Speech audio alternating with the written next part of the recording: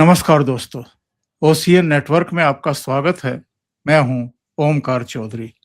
हमारे साथ जुड़ गए हैं लखनऊ से वरिष्ठ पत्रकार वीरेंद्र नाथ भट्ट।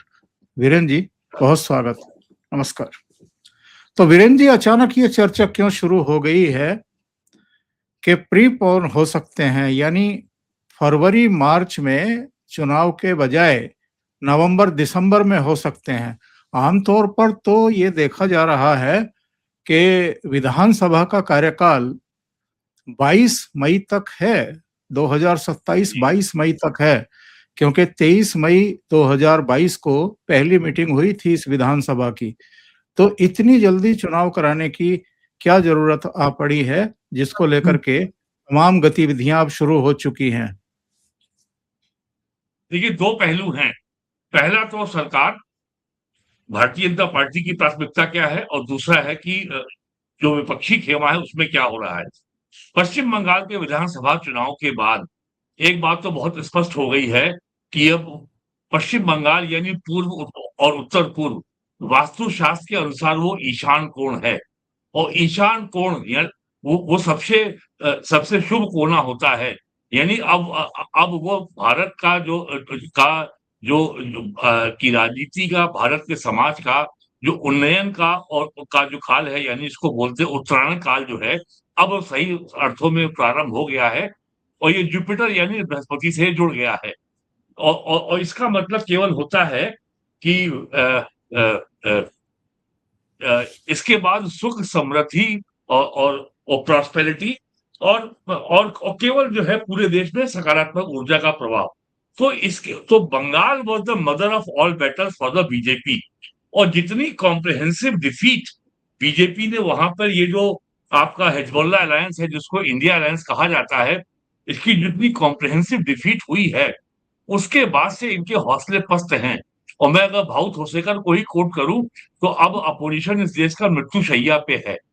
तो अब ये नारा नहीं दोहराया जा रहा कि अगर बीजेपी को यूपी में रोक लिया जाए तो दिल्ली में सत्ता में आने से रोका जा सकता है।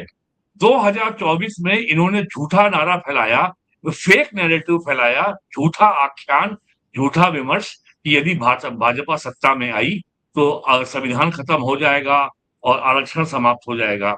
लेकिन उसके बाद 24 में, 25 में, 26 में जो बीजेपी ने जो शानदार सफलताएं के झंडे गाड़े हैं, हरियाणा में, महाराष्ट्र में, दिल्ली में, बिहार में, बंगाल में, आसाम में और उड़ीसा में, तब और बंगाल के बाद तो हौसले पस्त हो गए हैं।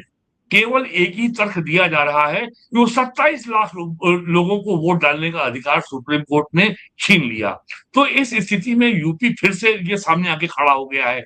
अब ये नारा दोहराने की हिम्मत नहीं हो रही है कि बीजेपी को अगर यूपी में हरा दिया जाए तो इसकी दिल्ली की सत्ता को कमजोर कर सकते हैं या सत्ता में आने से रोक सकते हैं। तो ये नारा भी दोहराना अब संभव नहीं है। दूसरी बात, चुनाव समय से पहले हो सकते हैं या नहीं, ये संभावना इसलिए प्रबल हो रही है, आपको मालूम है कि अप्रैल 2026 से जनगणना प्रारंभ हो चुकी है। जनगणना का जो पहला चरण है वो अगले वर्ष जो है के अंत में समाप्त हो जाएगा और अगला चरण जो है जनवरी से शुरू होना है, जनवरी, फरवरी, मार्च 2027। और यूपी का चुनाव अगर आप अगर देखें 2007, ये 2002 से 2002, 2007, 12, 17 और 22, तो हमेशा इसी महीने में हुए हैं आपका फरवरी और मार्च में। और जो चुनाव की अधिसूचना है वो हमें पिछले 3 या 4 चुनाव से जनवरी के अंत में जारी हो जाती है और पिछले चुनाव में 7 फेज में चुनाव हुआ था। तो 7 फेज के चुनाव के लिए करीब 40 डेज का समय चाहिए होता है।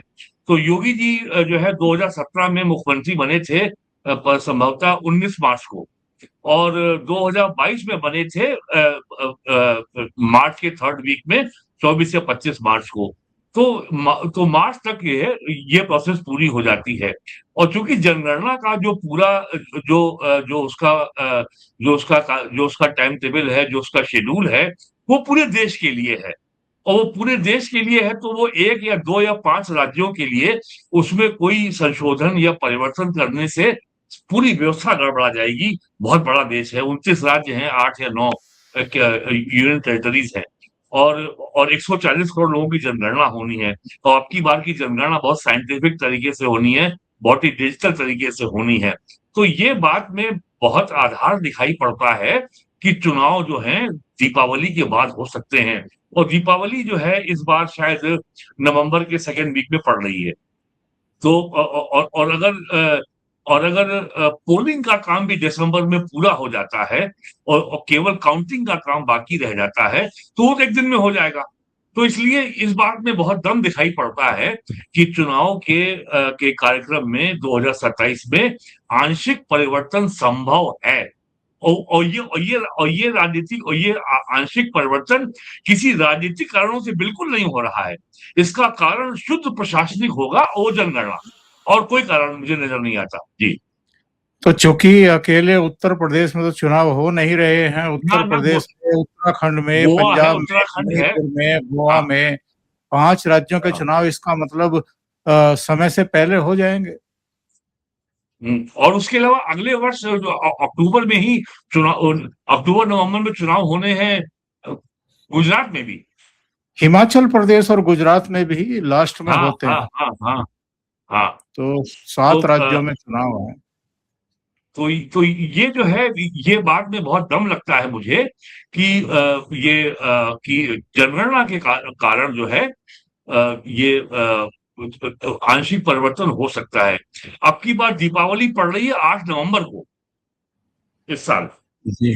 तो हाँ, तो 8 इसके नवंबर तुरंत का बाद हो मतलब है सकता। कि 8 नवंबर के बाद चुनाव हो सकते हैं। जी। अब आते हैं, बिल्कुल सही अगर बात आप है। चाहें जो आप चाहें चर्चा करना, राजनीतिक कारण से चर्चा क्यों हो रही है?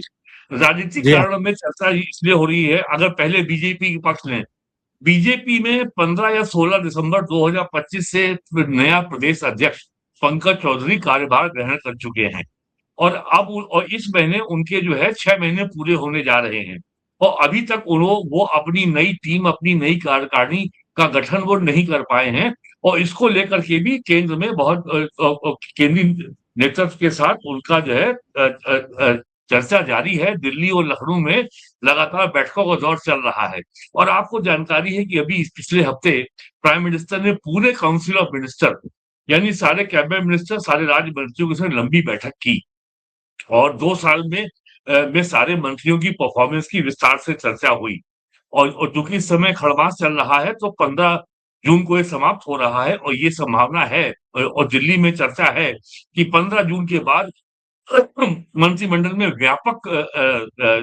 परिवर्तन हो सकता है।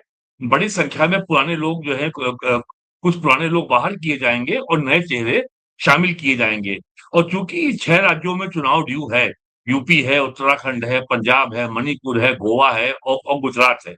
तो कुछ लोग जो है इन राज्यों से भी आएंगे। प्लस यूपी में अक्टूबर में राज्यसभा चुनाव भी होना है, तो कुछ लोगों को राज्यसभा के लिए जो है यूपी से लाना है और इन राज्यों में जहां चुनाव हो रहा है वहां से भी लाना है। यूपी के गवर्नर आनंदी बेन पटेल गुजरात की भूतपूर्व मुख्यमंत्री हैं। ये भी चर्चा है कि यूपी में नया राज्यपाल भी आ सकता है। तो ये सारी ये सब चीजें पाइपलाइन में है और प्रपोजल की स्टेट में है। और दूसरा है पक्ष आपका अपोजिशन का, यानी समाजवादी पार्टी। तो बंगाल के चुनाव के बाद मैं कहूंगा कि पूरा जो है हिजबुल्ला अलायंस है, जो इंडी अलायंस है, वो लगभग मूर्छा की स्थिति में है। वो इस समय मृत्युशैया पे है, उनको समझ में नहीं आ रहा है क्या किया जाए। और अब जो है ये समाजवादी पार्टी और कांग्रेस के बीच में सीटों के बंटवारे की बातचीत को लेकर के खबरें अगर बनती हैं, तो लोगों को उसपे तरस आता है कि ये इस समय कर क्या रहे हैं। अगर ये इनको आपस में लड़ना है कि बीजेपी से लड़ना है। और तीसरी बात जो अखिलेश यादव के लिए राहत भरी बात हो सकती है, इस समय एकदम अगर कोई मूर्छा की स्थिति में है, तो उसका नाम है असदुद्दीन ओवैसी। ओवैसी ने पिछले 15 सालों में यूपी में बहुत जो है उछल-कूद की है और अपना संगठन भी बनाया है। कई जिलों में उसके नगर निकायों में उसके जो है सभासद भी जीते हैं और उसने यूपी के 50 लगभग जिलों में अपना संगठन भी खड़ा कर लिया है। लेकिन ओवैसी ने 2000 2026 में 2025 नवंबर में और 2020 में बिहार के सीमांचल में 5 विधायक अपने जितवाए थे, जो कि मुस्लिम बहुल इलाका है।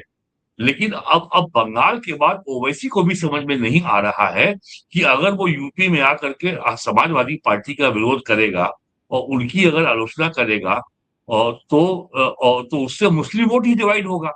ओवैसी को ये अच्छी तरह मालूम है कि उसका वोटर केवल मुसलमान है और कोई दूसरा नहीं है।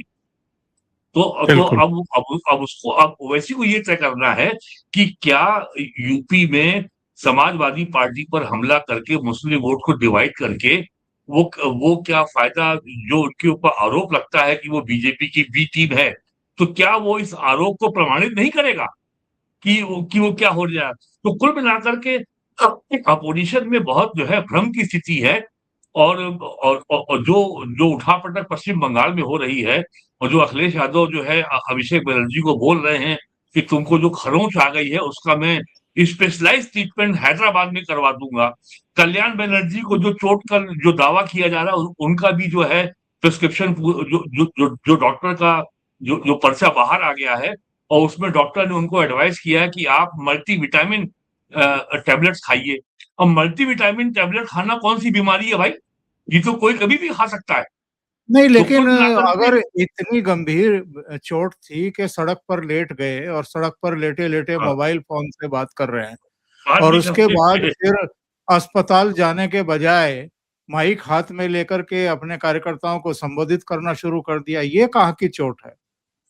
हाँ, तो ये सब जो है, और सबसे बड़ी बात ये है कि अभिषेक बनर्जी के ऊपर जो अंडे से हमला हुआ, हालाँकि पश्चिम बंगाल में जो कांग्रेस, कम्युनिस्ट और तृणमूल ने जो परंपरा डाली है, वहाँ अपने राजनीतिक विरोधियों को केवल हैंड ग्रेनेड और बम से हमला होता है। अभी बीजेपी वाले नए-नए हैं तो केवल अंडा मारना सीख पाए हैं, अभी वो बम तक नहीं पहुँच पाए हैं। तो देश भर के नेताओं ने अभिषेक बनर्जी पर सो कॉल्ड हमले की निंदा की। राहुल गांधी ने भी की, अखिलेश यादव ने भी की, लेकिन तृणमूल कांग्रेस के 80 में से एक विधायक ने फरहद हकीम के अलावा अभिषेक बनर्जी के पक्ष में ना तो कोई ट्वीट किया, ना कोई बयान दिया। ये वो बड़ी तो अजीब छोड़िए, राजनीति है। 80 में से 60 एमएलए कल की मीटिंग में आए नहीं, गायब आए रहे। नहीं। हाँ, और उसके अलावा अभिषेक बनर्जी पर झूठे सिग्नेचर का मुकदमा और दर्ज हो गया। जो जो सीआईडी के डीआईजी उसकी जांच कर रहे हैं कि जो उन्होंने अपना नेता विपक्ष चुना था और उसका जो पत्र दिया था विधानसभा अध्यक्ष को, स्पीकर को, उसमें जो है जो सिग्नेचर है अभिषेक बनर्जी के, वो जाली पाए गए हैं।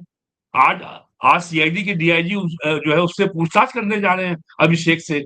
तो अपोजिशन कैंप बुरी तरह बिखरा हुआ है उत्तर प्रदेश में, और मेरा तो ये साफ कहना है कि बीजेपी के अंदर जो भी कुछ चुनौती है, वो बीजेपी की चुनौती अपने घर में है।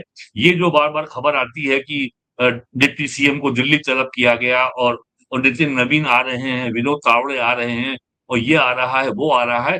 बीजेपी को अपने दल के अंदर टिकटों के बँटवारे में जो जाति संतुलन है, जो जाति समीकरण है, वो वो सब बिठाना होगा। और मई-जून 2024 में जिस तरीके का कन्फ्यूजन भारतीय जनता पार्टी में था, और जिस तरह का माहौल बना था कि केंद्र में और यूपी के मुख्यमंत्री में कोई टकराव है, ऐसी कहानी, ऐसा इंप्रेशन, ऐसा नैरेटिव इस बार बनने से बीजेपी को हर हाल में रोकना होगा। सरकार तो क्यों बन बुलाया जाएगी, गया है? लेकिन दोनों डिप्टी डिप्टी चीफ मिनिस्टर क्यों बुलाए गए हैं दिल्ली? सर ये लगातार बीजेपी का बहुत पुराना नारा है, चिंतन मंथन बैठक भोजन विश्राम। तो बीजेपी में चिंतन मंथन की प्रक्रिया साल में 12 महीने चलती है, ये केवल चुनाव के पहले नहीं चलती है। अगर 1 हफ्ते में 10 दिन में अगर ये तय हो जाएगा कि चुनाव अब जो है 2026 के अंतिम 2 महीनों में हो जाएँगे, तब समाजवादी पार्टी में थोड़ी हरकत आएगी। लेकिन बीजेपी ने अपने अगले चुनाव को लेकर के को लेकर के जितना आवश्यक होमवर्क है, वो बीजेपी में हो चुका है। केवल अब उनको जो है अंतिम राउंड का काम ये करना है कि जो है उम्मीदवार कौन होगा। और जो सबसे बड़ा काम बीजेपी को चुनाव के पहले करना है कि अपने संगठन को अब आपको फाइनल शेप जल्दी से जल्दी देनी होगी। लगभग सभी जिलों के जिला अध्यक्ष नियुक्त कर दिए गए हैं। लेकिन राज्य स्तर पर जो आपकी टीम होगी, वही अगले चुनाव का सारा काम सँभालेगी। तो राज्य स्तर में जो टीम को जो फाइनल करना है, ये काम बीजेपी को शीघ्र करना होगा, और इसीलिए लगातार कंसल्टेशन की प्रोसेस चल रही है। और मेरा ख्याल है, मेरा अपना मानना है, जो मेरी जानकारी है, कि दोनों मुख्यमंत्री जो जो दिल्ली बुलाए गए हैं, ये इसी संगठन को अपने ऑर्गेनाइजेशन को जो रीऑर्गेनाइज करना है, जो संगठन का पुनर्गठन करना है, उसी के संबंध में ये एक्सरसाइज चल रही है। क्योंकि बीजेपी में ये बहुत स्पष्ट रहा है हमेशा से कि आप मंत्री बन गए हैं, इसका मतलब ये नहीं है कि आप संगठन की जिम्मेदारियों से आप मुक्त हो गए। और संगठन की जिम्मेदारी का अर्थ केवल ये नहीं है कि आपका आपका दायित्व केवल आपकी अपनी विधानसभा क्षेत्र है जहां से आप विधायक हैं। संगठन की व्यापक जिम्मेदारी हर व्यक्ति को वहन करनी होती है, जो संगठन का प्रमुख तय करता है। तो इसलिए बीजेपी में संगठन और मिनिस्टर, यानी सरकार, यानी legislature wing and organisation wing के बीच में कोई लाइन जो है आप ड्रॉ नहीं कर सकते। चलिए पहले प्रश्न पर वापस लौटते हैं। अगर समय से पहले चुनाव होते हैं, नवंबर दिसंबर में होते हैं, तो भारतीय जनता पार्टी का तो आपने बता दिया कि वो तैयार है। Samajwadi party, Bahujan Samaj party, Congress party,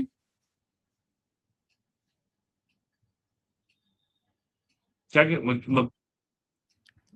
अगर नहीं, भारतीय ये भी जनता पार्टी तैयार है तो समाजवादी हाँ, पार्टी, बहुजन समाज पार्टी और कांग्रेस पार्टी वो किस देखिए कंडीशन में है? देखिए बहुजन समाज पार्टी ने पिछले वर्ष अक्टूबर में मान्यवर कांशीराम की डेथ एनिवर्सरी के दिन बड़ी भारी रैली की थी। उसके बाद से बहुजन समाज पार्टी का संगठन भिन्न भिन्न स्तर पर संगठनों को दुरुस्त करने का काम जारी है। लगभग हर महीने बहुजन समाज के पार्टी के कार्यालय में बड़ी बैठक होती है। पूरे प्रदेश से उनके नेता आते हैं। तो अपने संगठन को चुस्त और दुरुस्त करने का काम बहुजन समाज पार्टी का पिछले 10 महीनों से 9 महीनों से लगातार चल रहा है। वहां कोई कमी नहीं है और बहुजन समाज पार्टी पूरी मजबूती से अपनी बार चुनाव के मैदान में उतरेगी। जहां तक कांग्रेस का सवाल है, तो कांग्रेस की जो टॉप प्रायोरिटी है वो है प्रधानमंत्री को गाली देना। जैसे अभी हाल में, अभी इसी महीने गाली दी है, अभी मई में गाली दी है अजय राय ने प्राइम मिनिस्टर को। और फिर बाद में कहा कि ये वीडियो तो एआई से जनरेट किया गया है। तो कांग्रेस में तो कुछ भी, अच्छा, कांग्रेस की जो संस्कृति है, वहां कोई भी काम राज्य के स्तर पे नहीं होता। उनका तो हाई कमांड है, तो वहां सारा काम जो है दिल्ली में होगा। अब ये अलग बात है कि उनके पास यूपी में कुछ भी नहीं बचा है। उनके पास केवल दो विधायक हैं, एक तो प्रमोद तिवारी की बेटी है प्रतापगढ़ से, और एक है वहां से महाराजगंज, जो गोरखपुर के बगल का जिला है। तो बहुजन समाज तो कांग्रेस की कोशिश केवल ये होगी कि समाजवादी पार्टी से गठबंधन हो और कितनी अधिकाधिक सीटें गठबंधन में कांग्रेस को मिल जाएं। 2017 में इन्होंने गठबंधन किया था और दोनों को मिलाकर के सीटें जो है करीब आई थी, 47 थी समाजवादी पार्टी की और 2-4 कांग्रेस की थी। तो उसमें कुछ इनको मिला नहीं। तो इस बार कांग्रेस की कोशिश ये होगी कि जितनी मुस्लिम बाहुल्य सीटें हैं पश्चिम ये उत्तर प्रदेश को खास 2017 करके। की बात आप कर रहे हैं। 2017 में 47 सीटें समाजवादी पार्टी को मिली थी हाँ, और 7 सीटें कांग्रेस को मिली थी। हाँ, 7 सीटें इनको मिली थी। तो कुल मिलाकर के कांग्रेस के पास तो कोई तैयारी नहीं है। कांग्रेस को केवल ये है कि समाजवादी पार्टी से मैक्सिमम सीटें जीत लो। और लेकिन कांग्रेस में और समाजवादी पार्टी के गठबंधन में समस्या ये है कि दोनों पार्टियों का एक दूसरे को वोट का ट्रांसफर नहीं होता। बहुजन समाज पार्टी इसीलिए किसी पार्टी से गठबंधन करने में कतराती है कि उसका वोट तो उसके साथी को ट्रांसफर हो जाता है, लेकिन बहुजन समाज पार्टी के कैंडिडेट को उसके गठबंधन के साथी के वोट का वोट नहीं मिलता। तो कांग्रेस को भी जो है को केवल ये भरोसा है कि अगर सीटें हम 100-150 हमको मिल जाएंगी, तो कम से कम 2-4-10 सीटें हम जीत जाएंगे। और जिस तरीके से राहुल गांधी का फोकस मुसलमान वोट पर है, उन्होंने अभी पिछले हफ्ते कहा कि यदि कहीं अत्याचार हो रहा है तो अल्पसंख्यक मत कहो, मुसलमान कहो। और जिस तरीके से मुस्लिम लीग की सरकार बनी है केरल में, हालांकि कहा जाता है कि उसकी नेता कांग्रेस है, लेकिन सब कुछ तय किया है केरल की मुस्लिम लीग ने। तो अब की बार कांग्रेस को भरोसा है कि वो उसको मुसलमानों के बड़े हिस्से का वोट मिलेगा। और मुसलमानों को, कांग्रेस का ये मानना है कि मुसलमानों में वो ये संदेश देने में कामयाब रही है कि राष्ट्रीय स्तर पर भाजपा से केवल कांग्रेस लड़ सकती है, क्षेत्रीय पार्टियां नहीं लड़ सकती हैं। तो इसलिए कांग्रेस की कोशिश ये है कि यूपी के मुसलमानों में ये संदेश बहुत मजबूती से जाना चाहिए कि केवल कांग्रेस लड़ सकती है बीजेपी से, ना कि समाजवादी पार्टी। तो इसलिए हमको सीटें ज्यादा मिलेंगी। अगर कांग्रेस असेंबली में मजबूत होगी तो 2029 में हमारा दावा और मजबूत होगा अधिक सीटों के लिए, लोकसभा चुनाव के लिए। तो समाजवादी पार्टी में इस समय सबसे बड़ी चुनौती ये आनी है कि उसके पास 2022 की तुलना में एक भी गठबंधन का साथी नहीं है जो 2022 में था। राष्ट्रीय लोकदल से गठबंधन था, वो अब बीजेपी के साथ है। ओम प्रकाश राजभर की पार्टी जो है सुहेल देव भारतीय समाज पार्टी का से गठबंधन था, वो अब बीजेपी के साथ है। अपना दल का एक गुट है जो उनकी बड़ी बहन है पल्लवी पटेल, जो प्रयागराज से विधायक हैं, और छोटी बहन अनुप्रिया पटेल तो खैर बीजेपी के साथ से केंद्रीय मंत्री हैं। तो अब पल्लवी पटेल भी समाजवादी पार्टी के साथ नहीं है। तो अखिलेश यादव को नए साथियों की भी तलाश है, और ये भी उनकी कोशिश हो रही है कि अगर ओवैसी से भी बातचीत हो जाए, अगर दोनों साथ आ जाते हैं और दोनों दूसरे का वोट नहीं काटते हैं, तो दोनों का भला होगा। तो सीटें ओवैसी को मिल जाएंगी और सपा का वोट भी बना रहेगा। तो भारतीय जनता पार्टी का जो अपना टारगेटेड वोट है, जो अपना सामाजिक आधार है, वो बड़ा स्पष्ट है, बड़ा डिफाइंड है। बीजेपी के पास पिछले अपने 9 साल से अधिक का, चुनाव आते आते 10 साल हो जाएंगे, अपना डिलीवरी का जो कार्ड है, अपने जो उसका अपना जो परफॉर्मेंस का रिकॉर्ड है, वो बहुत ही रोबस्ट है, बहुत ही सकारात्मक उपलब्धियों से भरा हुआ है। समाजवादी पार्टी के पास केवल सरकार के बारे में मीन मेख निकालना, व्यंग्यबाण छोड़ना और बिना किसी तर्क और तथ्य के आरोप लगाने के सिवा कुछ नहीं है। और बंगाल के चुनाव ने बहुत बड़ा फर्क डाला है उत्तर प्रदेश की राजनीति में, और इसका वास्तविक अर्थों में हमें परिणाम जब दिखाई पड़ेगा जब यूपी विधानसभा का चुनाव परिणाम आएगा। तो बंगाल के चुनाव के बाद जिन दर्शकों की रुचि आमतौर पर आंकड़ों में होती है, उनके लिए बता दें, 2022 के विधानसभा चुनाव में भारतीय जनता पार्टी ने 255 सीटें जीती थी, 41.29% वोट शेयर मिला था, 41.29%। इनकी सहयोगी अपना दल एस को 12 सीटें मिली थी, 1.62% मतदान उसका वोट शेयर था। निषाद पार्टी को 6 सीटें मिली थी और उसका वोट शेयर 0.91 था, 1% भी नहीं था। और एनडीए के इन तीनों घटक दलों का कुल मिलाकर के वोट शेयर 43.82% था, 273 सीटें इन्होंने जीती थी। समाजवादी पार्टी ने इंडिपेंडेंटली 111 सीटें जीती थी, 32.6% उनका वोट शेयर था। राष्ट्रीय लोकदल उनके साथ मिलकर के लड़ रही थी, अब जयंत चौधरी मोदी कैबिनेट में है। राष्ट्रीय लोकदल को 8 सीटें मिली थी और 2.85% उसका वोट शेयर था, यानी कांग्रेस पार्टी से ज्यादा था। कांग्रेस का भी मैं आपको बताऊंगा 2.33% और लोकदल का 2.85%।